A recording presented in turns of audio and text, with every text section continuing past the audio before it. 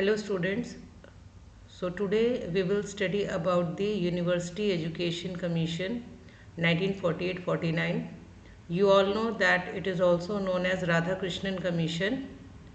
So today we will see this commission in detail.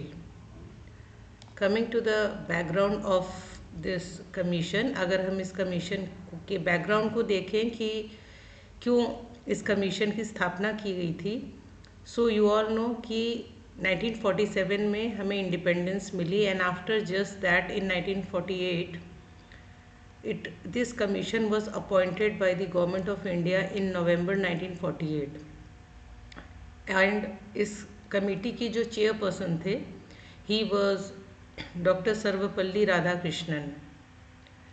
इन्हें हम सब जानते हैं. डॉक्टर सर्वपल्ली राधाकृष्णन के नाम से ही शिक्षक दिवस भी मनाया जाता है.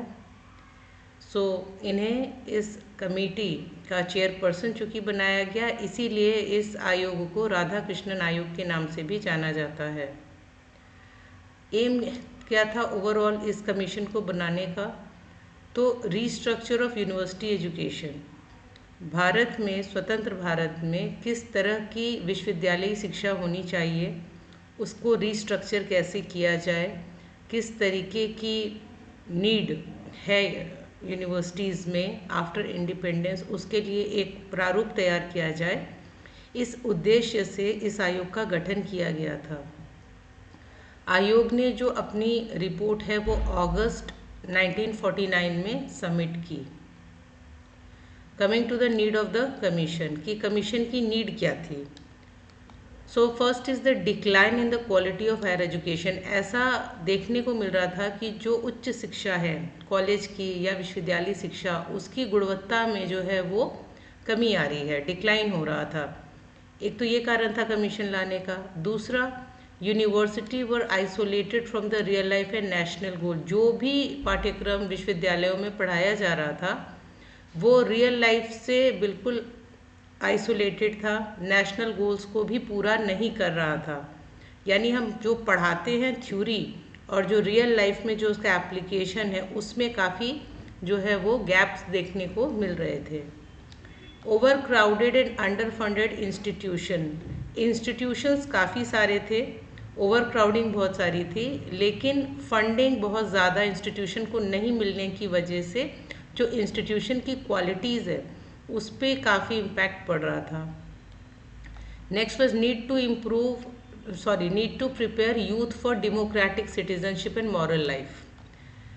आफ्टर इंडिपेंडेंस ये फील किया गया कि जो यूथ है उन्हें कहीं ना कहीं लोकतांत्रिक नागरिकता और जो है मॉरल लाइफ के प्रति प्रिपेयर किया जाए. तो overall these all were the need for why the commission came into the light. इस कारण से ये कमीशन लाया गया था. अगर हम कॉम्पोजिशन देखें कमेटी में कौन कौन थे, तो वी ऑल नो कि जो चेयरमैन है हम ऑलरेडी बता चुके हैं, doctor S Radhakrishnan was the chairperson. Along with them other member थे जिसमें doctor Zakir Hussain, doctor AL. Mudaliar, professor K. N.. Katju and doctor Tarachand. उनके साथ कई सारे एमिनेंट स्कॉलर और एजुकेशनिस्ट भी थे इस कमेटी में जो वेरियस फील्ड से बिलोंग करते थे. उद्देश्य क्या था इस आयोग का, किन उद्देश्यों के लिए ये बनाया गया था? तो पहला है to study and improve the organisation and working of Indian university. Bharat में जो विद्यमान उस समय जो भी विश्वविद्यालय थे उनकी संरचना कैसी होगी और उनके कार्य करने की शैली कैसी होगी, इसको स्टडी करना, इसको इम्प्रूव करना, उसमें सुधार करना, ये पहला उद्देश्य था. फिर हम देखते हैं to relate the university education with national life and development. जो भी विश्वविद्यालयी शिक्षा है उसे सीधे सीधे राष्ट्र के विकास और राष्ट्रीयता से जोड़कर पढ़ाना. थर्ड ऑब्जेक्टिव क्या था? To promote moral, spiritual and democratic values among the students. छात्रों के अंदर नैतिक, आध्यात्मिक और लोकतांत्रिक मूल्यों का विकास करना शिक्षा के माध्यम से, पाठ्यक्रम के माध्यम से. चौथा जो ऑब्जेक्टिव था to improve teaching, research and examination system. तो यूनिवर्सिटी में जो शिक्षण का कार्य है या जो शोध का कार्य है या जो परीक्षा की प्रणाली है इसमें भी सुधार करना, ये जो है उद्देश्य था आयोग का। अब हम कुछ रिकमेंडेशंस देख लेते हैं। After the survey and the data collection जो चीज़ें आई सामने और कैसे एड्रेस किया गया, तो पहला हम देखते हैं जो रिकमेंडेशन है जो एकेडमिक लेवल पे दिया गया। So first was the aim of higher education. बताया गया कि जो हायर एजुकेशन है उनके लक्ष्य क्या होंगे। So the development of character, citizenship, cultural values, इन चीज़ों को बताया गया कि इनका विकास करना जो है वो हायर एजुकेशन का एम है। पाठ्यक्रम में उन्होंने कहा humanities, social science, applied sciences पे भी फोकस रहेगा।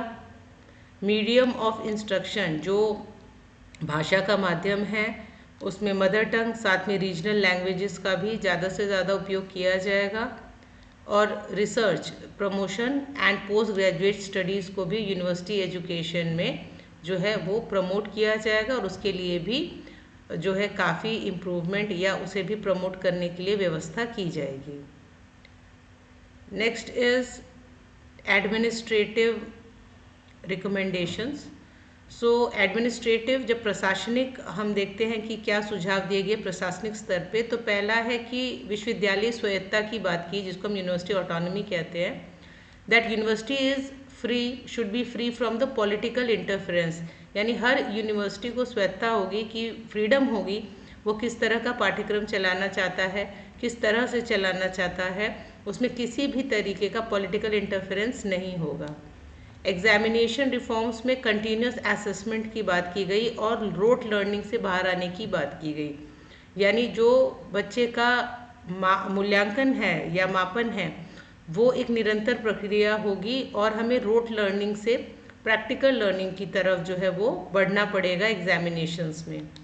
टीचर वेलफेयर में salary improvement, teachers training, academic freedom यानी टीचर्स ऑटोनॉमी की बात भी आयोग ने कही।